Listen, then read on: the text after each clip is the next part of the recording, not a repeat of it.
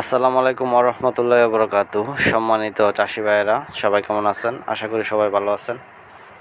অনেক দিন পর আজকে আমার কচুর বাগানে একটা ভিডিও দিতেছি।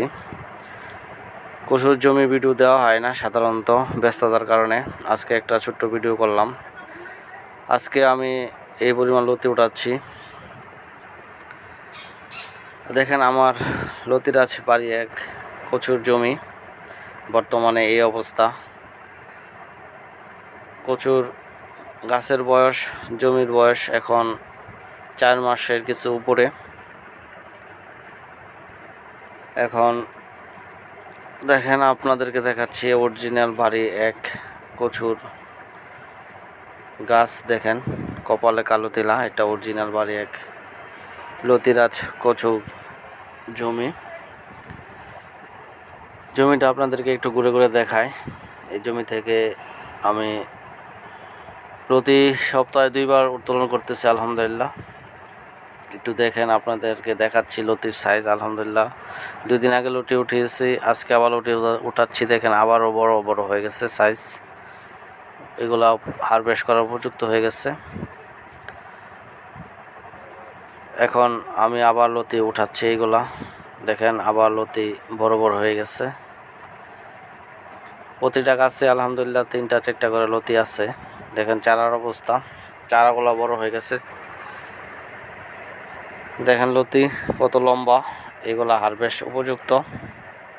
2 দিন পর পরই হারভেস্ট করতে হয় আলহামদুলিল্লাহ। আজকে মূলত ভিডিও আপনাদেরকে আমি আমার বাগানটা দেখাবো এবং কিছু চারা দেখাবো।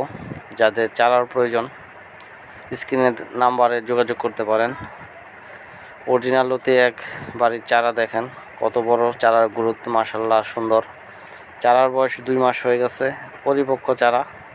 এগুলা রোপণ করলে আলহামদুলিল্লাহ 2 মাসের মধ্যে আপনারা লতি হারভেস্ট করতে পারবেন। অরিজিনাল বাড়ি একের চারা দেখেন, এগুলা প্রতিটা গাছে আলহামদুলিল্লাহ লতি আছে।